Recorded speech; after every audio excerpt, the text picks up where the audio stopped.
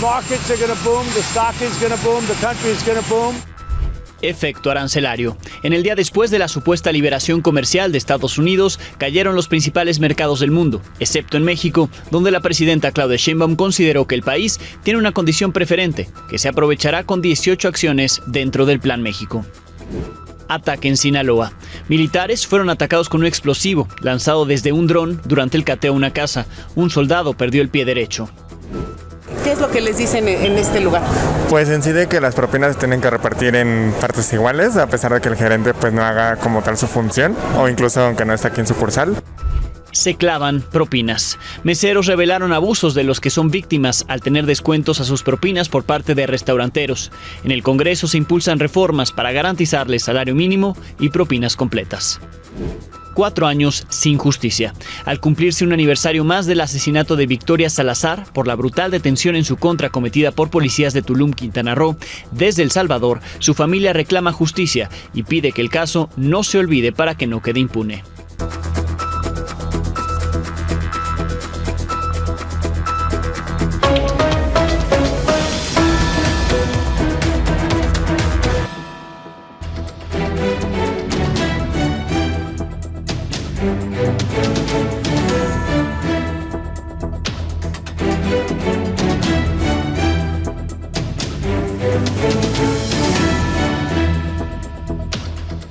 Muy buenas noches. En el día después de la que para Donald Trump fue el día de la liberación de Estados Unidos, lo ocurrido fue considerado el inicio de una guerra comercial, con el rechazo de la mayoría de países que coincidieron en que esto no traerá nada bueno para la economía mundial. En México el panorama fue más optimista.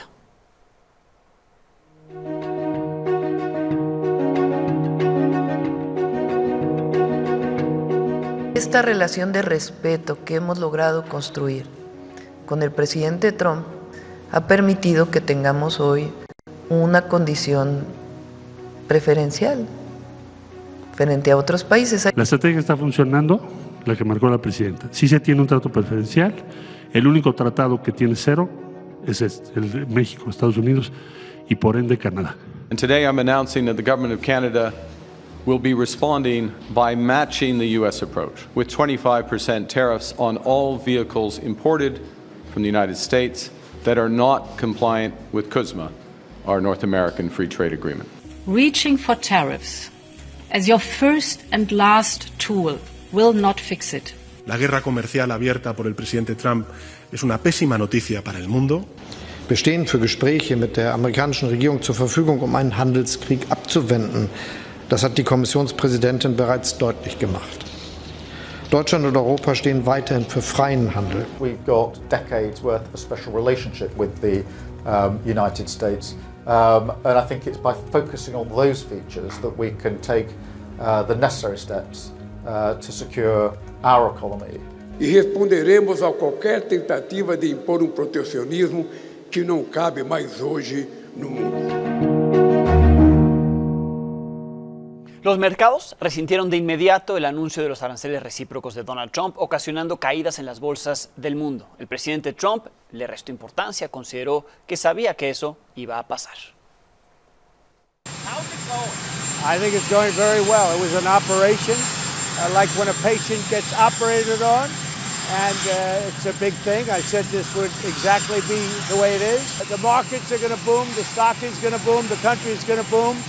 And the rest of the world wants to see, is there any way they can make a deal? And so it was a sick patient. It went through an operation on Liberation Day. Los mercados resintieron las medidas arancelarias de Donald Trump, aunque en México el peso salió fortalecido, el dólar cerró por debajo de los 20 pesos. La Bolsa Mexicana de Valores fue la que tuvo, de las pocas que tuvo ganancias. Caso contrario, los principales índices en Wall Street, donde hubo pérdidas que no se veían desde el inicio de la pandemia de COVID-19, de entre 3 y 6% a la baja. Con esto, lo que va del gobierno de Donald Trump son los peores días o las peores semanas para el mercado bursátil de su país en 24 años. En el resto del mundo también hubo pérdidas que superaron el 3%, especialmente en las bolsas de Europa. Aunque hay optimismo, a pesar de que hay nuevos aranceles impuestos por la administración Trump contra México, estos ya provocaron el primer descalabro para la industria automotriz. Stellantis, armadora de vehículos Jeep, Ram, Peugeot, Dodge, entre otros, decidió suspender sus operaciones en México y en Canadá con la entrada en vigor de los aranceles para la industria automotriz.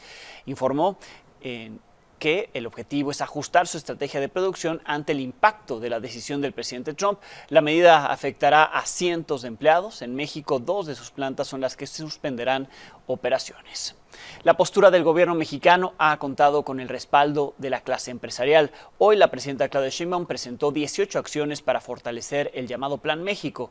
A este evento en el Museo Nacional de Antropología asistieron empresarios, miembros del gabinete, gobernadores y legisladores. La crónica es de Armando Martínez.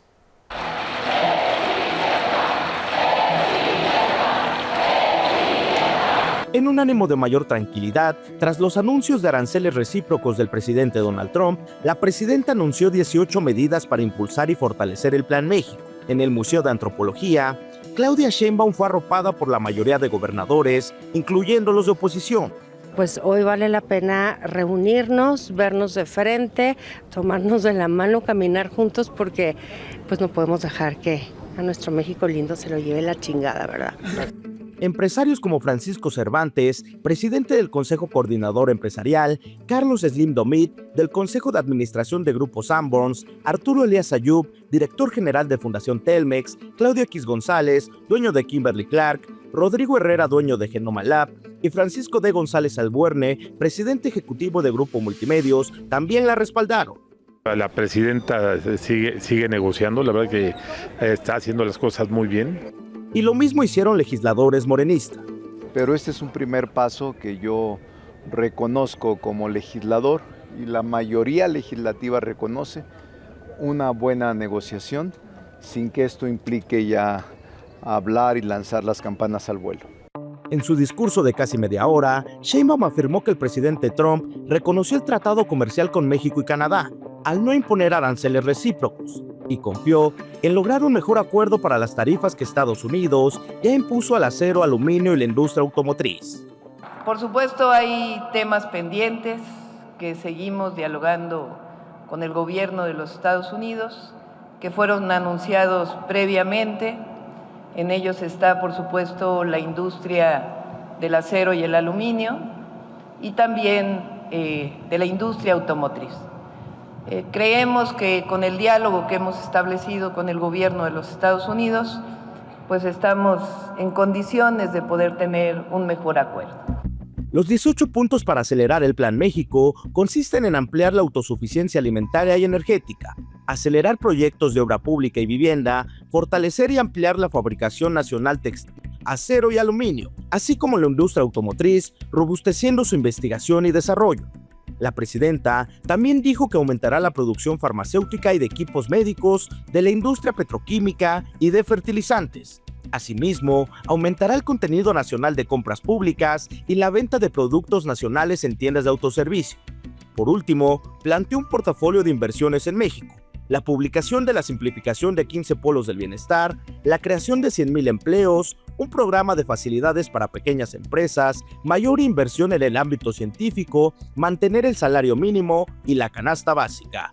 A todas las mexicanas y mexicanos, tengan la certeza, como lo hemos hecho hasta ahora, que haré todo lo que esté en mi mente, mi corazón y mis manos para estar a la altura del pueblo de México.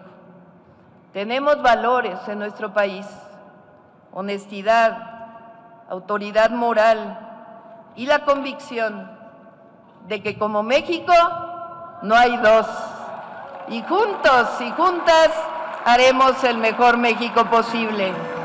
Al final, la mandataria se retiró aceptando tomarse algunas selfies con empresarios y otros asistentes. Para Milenio Noticias, Armando Martínez. Al respecto de el día después de los aranceles recíprocos de Donald Trump, conversé con Enrique Perret desde Washington.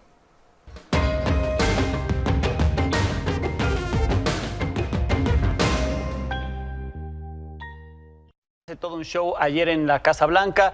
Llega este día, ahí está el anuncio. ¿Cómo lo ves? ¿Qué se está diciendo desde allá?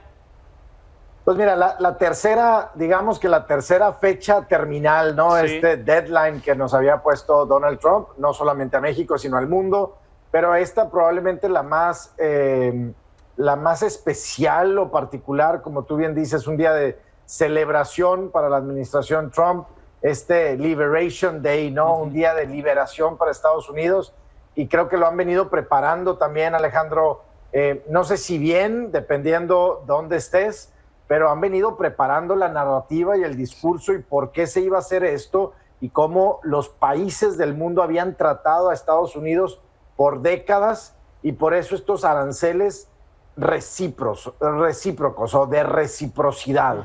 Y vinculado a esa reciprocidad, pues temas de una narrativa de fairness, ¿no? De justicia hacia los Estados Unidos. Y bueno, México no aparece, al menos en el discurso, Alejandro, aparece el NAFTA, aparece claro, el primer tratado, ¿no? El firmado en el 94, y Donald Trump lo destroza nuevamente, así lo hizo en todo su primer mandato, el peor acuerdo firmado en la historia de la humanidad. Sin embargo, no dice mucho del USMCA, que es un tratado que ya firmó él, y que sabemos que hoy, Alejandro, es la mejor herramienta que tenemos en Norteamérica y obviamente la mejor herramienta que tiene México para contrarrestar pues todas estas políticas industriales, digamos, que Donald Trump está usando. Hoy, pues un poco para continuar con el mensaje de México, Alejandro, hoy lo que tiene México es aranceles del 25% que están fuera del USMCA. O sea, para todo aquello que no cumple el USMCA o el TEMEC, como le llamamos en México, pues los productos tienen que pagar 25%. Pero eso está basado todavía en el tema de seguridad nacional en Estados Unidos, de fentanilo y de migración, que esperamos que pronto se pueda quitar. Luego tienes los aranceles, particularmente al acero y al aluminio. Y luego tienes los aranceles que entraron en vigor hoy en el tema de los autos terminados. Entonces es un poco confuso y lo entendemos así, y vaya, todo el mundo se ha tenido que meter a rascar para entenderle dónde está realmente el tema. Trump quiere conseguir cosas, al parecer de México las está consiguiendo en el tema migratorio, en el tema de seguridad. Si esos países no se sientan a negociar, se quedarán los aranceles como están, y en los análisis está la posibilidad de que esto beneficie a México. ¿Cómo? Pues que México puede enviar más de esos productos, de esos servicios que a México le costará menos enviar, y a esos otros países tendrán este arancel mucho más grande que México. ¿Cómo ves la posibilidad de que esto, no solamente ahorita, que se ve un impacto menor en nuestro país, sino que también pueda utilizarlo México a su favor?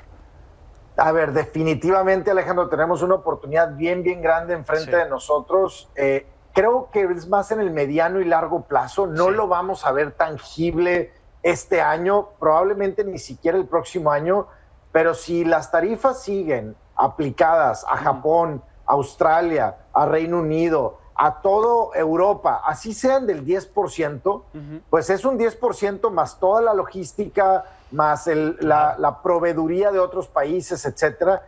Se vuelven productos muy caros para el mercado de Estados Unidos. Y México tiene una historia muy grande, pues, de tratados comerciales con otros países del mundo que podrían utilizar a México como una plataforma para producir un bien con las cadenas de suministro que tenemos en Norteamérica y venderle un producto a los Estados Unidos.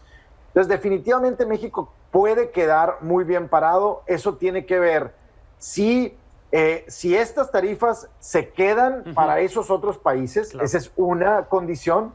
La segunda condición es que México, Estados Unidos y Canadá podamos pasar la revisión o una renegociación exitosa y quedarnos con una herramienta como la que hoy tenemos del USMCA. Creo que otra vez el gobierno mexicano, la presidenta, han hecho muy buen trabajo en llevar un proceso moderado, un proceso bastante cauteloso, y creo que eso en el mediano plazo nos va a pagar.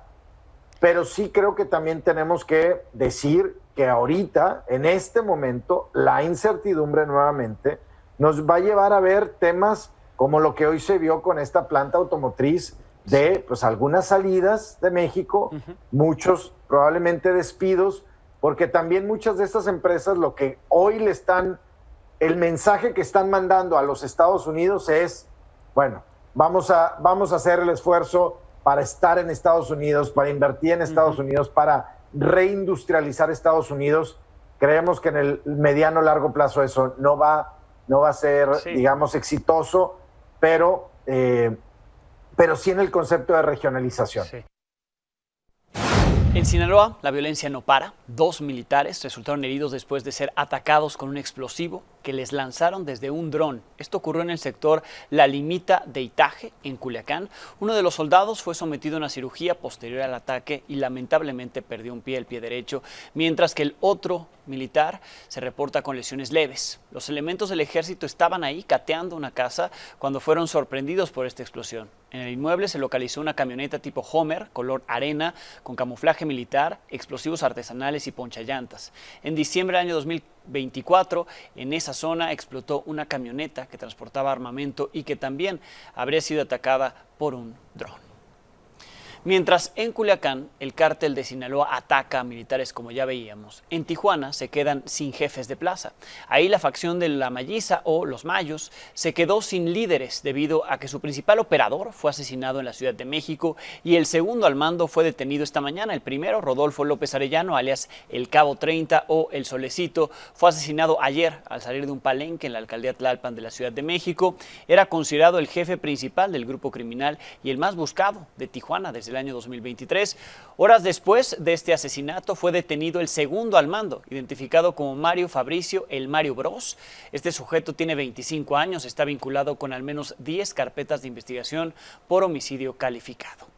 Pero estos no fueron los únicos golpes contra el cártel de Sinaloa. También en la Ciudad de México, fuerzas federales detuvieron al narcotraficante Leobardo García. ¿Quién es este sujeto? Un operador. Llevaba trabajando desde hace más de 20 años con el cártel, colaboró con Ismael El Mayo Zambada y con el Chapo Guzmán.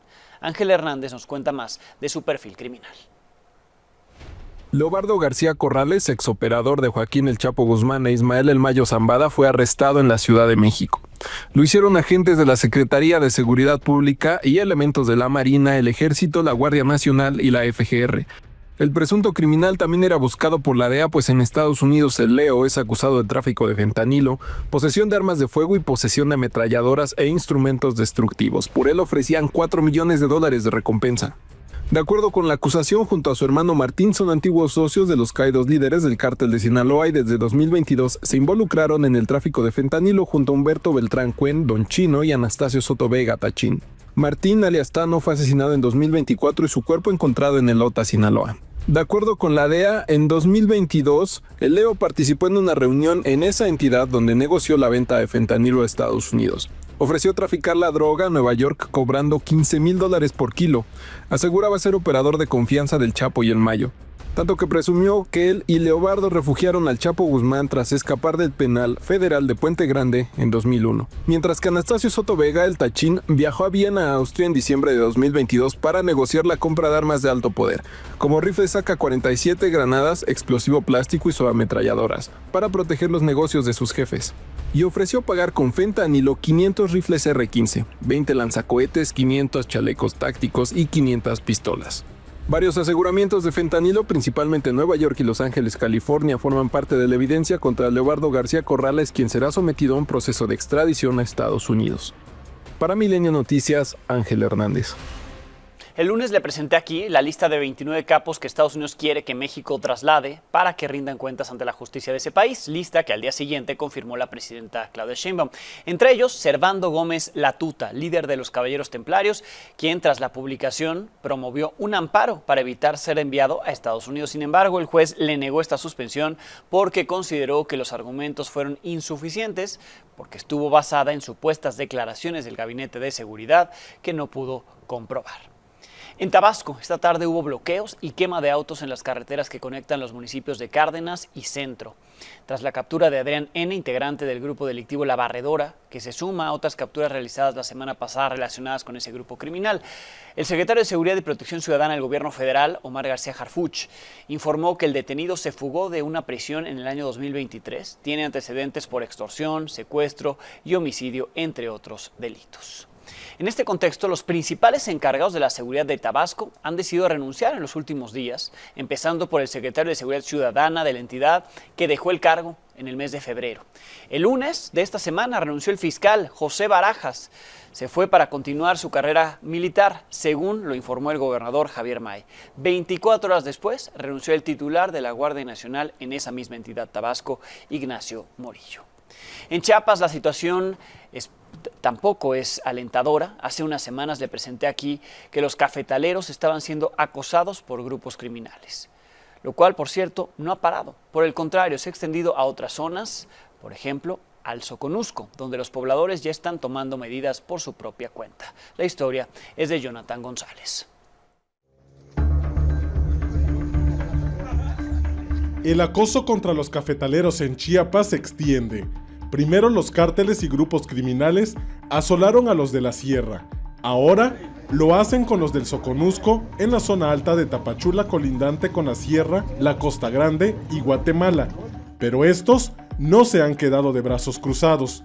Armados solamente con toletes, mujeres, jóvenes y hombres están dispuestos a defenderse. Yo creo que el gobierno nos ha abandonado en el tema de seguridad y lo que pedimos es seguridad.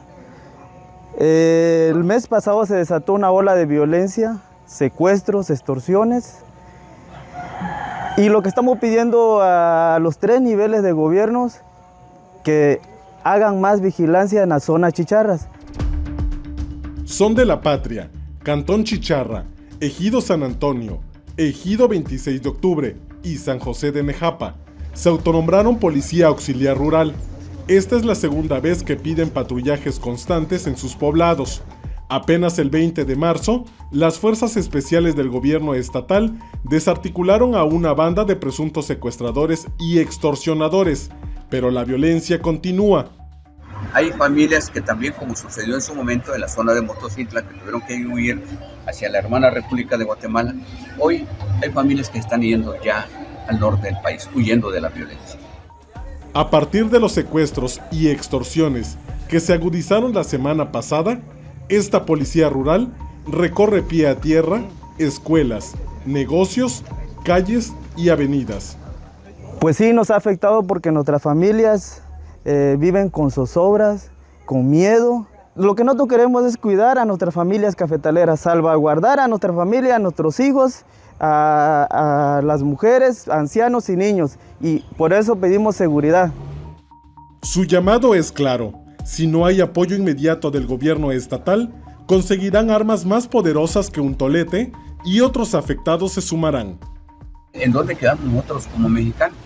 ¿No? Nosotros que estamos organizados, nosotros que alzamos la voz, que pedimos, que exigimos, que el campo está siendo desatendido, ¿no? Queremos los recursos para el campo, queremos los apoyos para el campo, no queremos ya la inseguridad, no queremos la violencia.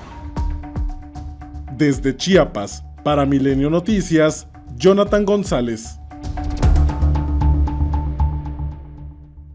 Y así están, se sienten abandonados y por eso crean su propia policía para cuidarse. En Teocaltiche y Villa Hidalgo, Jalisco, las cosas no son distintas. Este jueves aparecieron varias mantas ciudadanas. Están pidiendo que policías estatales sigan a cargo de la seguridad de ambos municipios. Las corporaciones municipales fueron tomadas por estas fuerzas estatales después del secuestro de 8 policías de ese municipio de Teocaltiche. La solicitud de los vecinos se da un día después del asesinato del activista Juan Pablo Alonso. Fue baleado en su casa por hombres armados que entraron por la fuerza. Hace un mes, este hombre, Juan Pablo, vino a la Ciudad de México. Vino junto a varios pobladores de Teocaltiche, exigieron la intervención federal en el municipio y la salida de los policías estatales. Así lo dijo ante las cámaras de Canal 6 en ese entonces. Hoy este hombre está muerto. Que nos quiten en realidad la policía estatal de nuestro pueblo. Desde que están llegando ellos es una corrupción horrible. Los abusos de autoridad, ese es un pueblo bonito, era muy tranquilo y desgraciadamente con estos abusos ya se perdió, se está yendo gente a Estados Unidos, no quieren ya ni estar allí en su pueblo ni nada. Y aquí le hemos mostrado la pesadilla que se vive ahí en Teocaltiche. Hace unos días obtuvimos el testimonio de un joven que denunció a las autoridades estatales de no hacer nada ante la presunta complicidad entre transportistas y criminales después de que fue bajado de un autobús por hombres armados cuando llegó al municipio, y cuando intentó denunciarlo le dijeron: no, mejor vete, ya estás seguro en Guadalajara.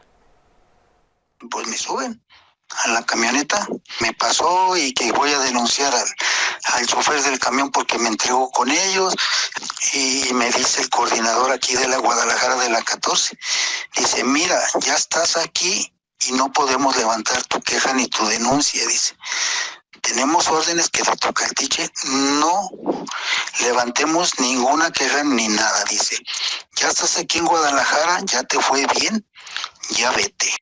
En Jalisco no le aceptaron su denuncia. Jalisco, estado de las desapariciones. Desde hace 2 días, la senadora Margarita Valdés, presidenta de la Comisión de Gobernación, llamó a los colectivos de búsqueda a contactarla para que juntos analicen las reformas en la materia de búsqueda de personas que se discutirán la próxima semana en el Senado. Sin embargo, diversos colectivos acusaron que se trata de una simulación, pues informaron a este espacio que las reuniones no son para aportar o enriquecer los proyectos de ley, porque ya no hay tiempo, les dijo la senadora.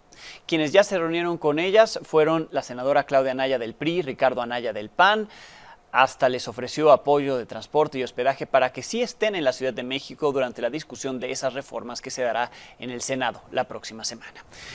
En Chalco, en el Estado de México, anoche fueron velados los cuerpos de Esaú Márquez y su hijo, Justin, de 19 años, quienes fueron asesinados a balazos por esta mujer de la tercera edad por la disputa de una casa. En el velorio, los amigos de las víctimas realizaron arrancones, disparos al aire. Los cuerpos ya están en Tlaxcala, de donde ellos son originarios, y ahí serán sepultados. Mientras tanto, la señora Carlota permanece detenida en la agencia del Ministerio Público de Ixtapaluca. Se espera que mañana por la tarde sea trasladada al penal de Chalco. Por la mañana, nuestros compañeros de Canal 6 regresaron a la Casa de la Discordia, platicaron con la nuera de Esaú Márquez, una de las víctimas mortales. Ella fue la que grabó el video del ataque, aseguró que no son invasores y que, por el contrario, fueron víctimas de un fraude. Llegamos y sí, ya había gente, ya habían roto las chapas con esmeril. Les dijimos que qué pasaba. Nos dice una señora que ella es la dueña. Le dijimos, ok, bueno, esta casa la renta mi hijo, le dice mi suegra. Le dije yo, lleva pocos días que se acaba de mudar. La señora nos dice que ella ya hizo una denuncia, donde su denuncia es por robo y despojo. Le comentamos que estaba bien, que nosotros igual íbamos a hacer una denuncia porque nos timaron. Sobre la elección del Poder Judicial, ya van más de 40 impugnaciones contra el acuerdo del INE que prohíbe a los poderes ejecutivo y legislativo a nivel federal y local promocionar la elección del 1 de junio. Además de las impugnaciones que ayer le contaba de la presidenta, del Senado, de la Cámara de Diputados, también están las de los gobiernos estatales de Morena, en Oaxaca, Campeche y la del Estado de México. El Tribunal Electoral del Poder Judicial de la Federación no ha resuelto este asunto, pero lo que ya desechó fue la impugnación presentada contra aspirantes vinculados a la Iglesia de la Luz del Mundo. Tuvimos acceso a esta sentencia del tribunal, donde los magistrados argumentaron que las demandas eran improcedentes, básicamente porque ya no pueden hacer nada debido a que los encargados de revisar esos perfiles eran los comités de evaluación. Agregaron que los efectos del proceso ya no se pueden revertir. Esto se resolvió con los votos de los magistrados Mónica Soto, Felipe de la Mata y Felipe Fuentes. Estos son los perfiles que fueron impugnados por su cercanía con la Iglesia de la Luz del Mundo. Está Madian Menchaca, hija del obispo Nicolás Menchaca, quien quedó al frente de la congregación después de la captura y condena contra Nazón Joaquín García. También aparece ahí Betsabet Almazán, que en diferentes artículos defendió la inocencia de Nazón Joaquín García. También Cintia Teniente, actual alcaldesa de Villagrán, Guanajuato, esposa del senador morenista Manuel Reyes, integrante de la Iglesia de Luz del Mundo. Ambos han defendido la inocencia de Nazón Joaquín García. Y finalmente aparece ahí Job Daniel Wong, con cargo de obrero en la iglesia, que dentro de la misma es un trabajo similar al de un ministro de culto, aunque él dice lo contrario. Y por cierto, él es el único que públicamente y en este espacio se deslindó de Nazón Joaquín García. Dijo que él pone la justicia y el derecho antes que la fe. Por cierto, la Comisión de Justicia del Senado aprobó una lista de 996 aspirantes a magistrados electorales locales para 30 estados del país que tienen 56 vacantes. El dictamen será entregado a la Junta de Coordinación Política para después llevarlo al Pleno para ser votado. Sin embargo, ¿Quién sabe cómo llegaron a esa cifra? Pues a la hora de explicar cuántos aspirantes eran originalmente, las cuentas no les dieron en la comisión. Además, ¿quién sabe por qué incluyeron perfiles que no deberían estar ahí? Así se hicieron bolas.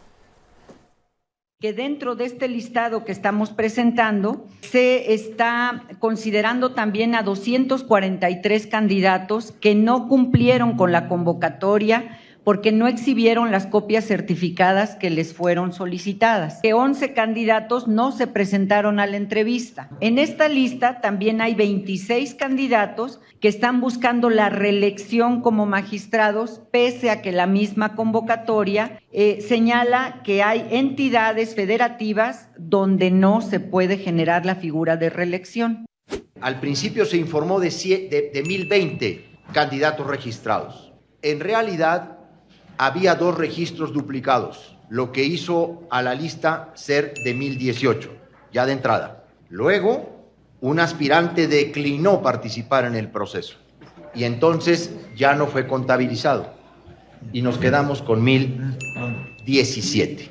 Que de las 1,018 personas que originalmente había señalado, no son elegibles 18 personas. Una porque no es mexicana por nacimiento, 7 personas no cuentan con título profesional de licenciatura en Derecho con antigüedad a 10 años y 11 personas actualmente ocupan el cargo de magistrados o magistradas en órganos electorales. De 1,007 personas que finalmente fueron entrevistadas, de esos más de 1,008 me parece que quedaron en totalidad. 1,007. De esos 1,007 nosotros le estaríamos presentando a la Junta de Coordinación Política 996. Es increíble, ni siquiera sabían cuántas personas estaban calificando, ni por qué eran esos perfiles, en fin, así lo enviarán al Pleno. La Confederación de Cámaras Nacionales de Comercio, Servicios y Turismo fue suspendida del Consejo General Empresarial del CCE desde este 2 de abril. En un comunicado, la Concanaco Servitur señaló que 6 de los 7 presidentes de la Comisión Ejecutiva del CCE tomaron esta decisión porque la Cámara apoyó la ley del Infonavit, que fue aprobada por el Congreso en febrero. Se informó ahí que su postura fue porque es necesario ampliar el acceso a la vivienda para millones de trabajadores y fortalecer el mercado interno, además de que su deber es con el país y no con los intereses particulares ni grupos cerrados. Lamentó Concanaco Servitur su exclusión en un momento en que dijo México atraviesa por diversos temas y llamados a la unidad empresarial y reafirmó su compromiso con México.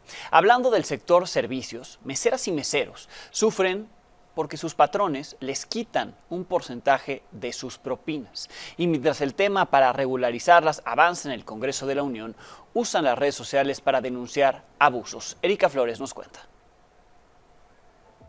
Patrones que roban un porcentaje de propinas a meseras y meseros es una queja recurrente en la industria restaurantera. A pesar de que la ley precisa que las propinas son solo de ellos, muchos patrones las administran y reparten, además de que se quedan con el 5 u 8% de estas.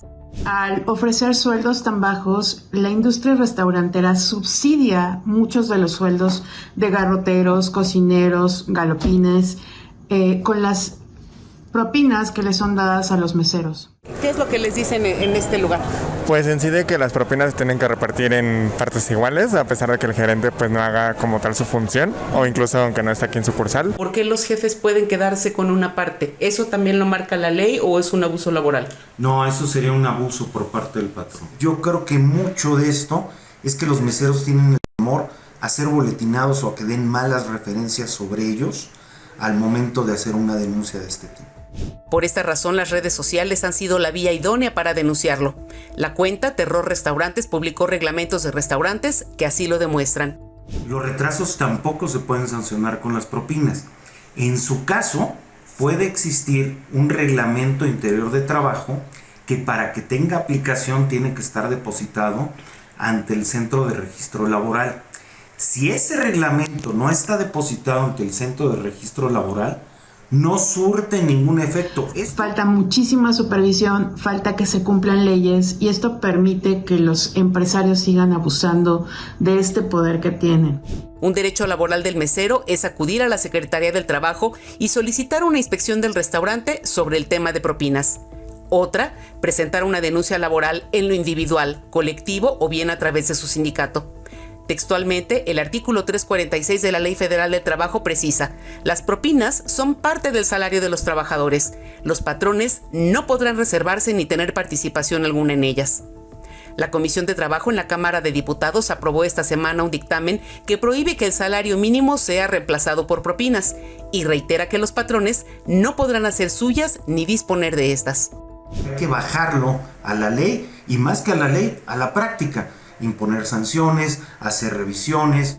Mientras tanto, en pequeños restaurantes es donde afirman que se respetan las propinas de sus empleados. Las propinas se reparten entre todo el personal operativo y ellos son los que llevan el propio control. Bueno, nosotros tratamos como de darles un salario justo y las propinas se van íntegras para el día que trabajan ellos. Sin embargo, los meseros prefieren guardar silencio. Para Milenio Noticias, Erika Flores. Hace unos días le informé aquí de la detención y deportación de Kilmar Abrego García. Una persona originaria de El Salvador fue trasladado por error al Centro de Confinamiento del Terrorismo, el CECOT, de El Salvador, de Bukele. Supuestamente por ser integrante de la Mara Salvatrucha de MS-13. La cadena CBS News dio a conocer una entrevista con su esposa, con Jennifer. Es estadounidense. Dijo temer por la seguridad de su esposo en el CECOT. Demandó al gobierno del presidente Donald Trump para que regrese a su esposo al país, ya que desde el 2019 tiene una suspensión de deportación por la preocupación de que pudiera ser perseguido precisamente por esas pandillas en El Salvador. Hasta hoy, Jennifer no ha tenido noticias de su esposo, no ha encontrado la manera de comunicarse con él. La administración Trump insiste en que no hay algo que pueda hacer, lo van a dejar en el CECOT. Otro caso de una salvadoreña que radica allá en Maryland se dio a conocer en redes sociales. De acuerdo con la publicación que tiene fecha de hoy, la mujer es Elsie Ríos, agente del Servicio de Inmigración.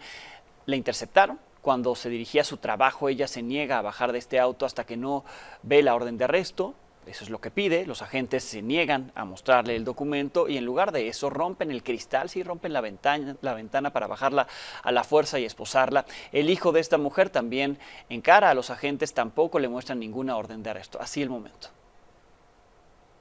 Deme la orden. Dele la orden. No, pues no me voy a bajar. Entonces le tiene que... Si no me baja, si no, no, me, no deja que lo revienten. No, if it's against... No. Oh, mami.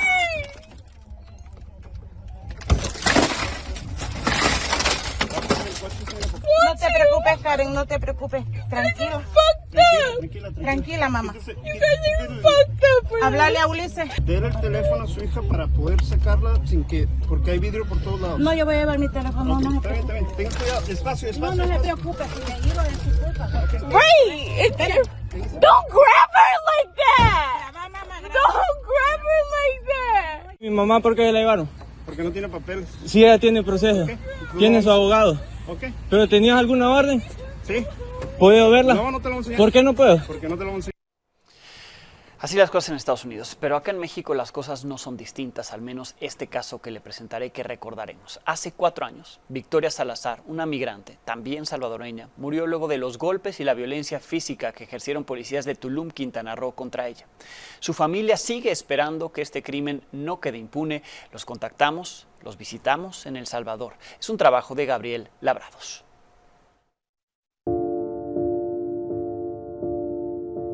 La familia de Victoria Salazar, migrante salvadoreña, víctima de abuso policíaco en Tulum, Quintana Roo, sigue esperando justicia 4 años después de aquella tragedia que se viralizó en redes sociales. Yo la describo como una mujer alegre, ¿verdad? Joven, llena de vida. Apenas tenía 36 años. Desde su casa en Sonsonate, en el occidente de El Salvador, la familia de Victoria implora que las autoridades mexicanas castiguen a los policías que le fracturaron la columna al someterla de manera violenta por supuestamente alterar el orden.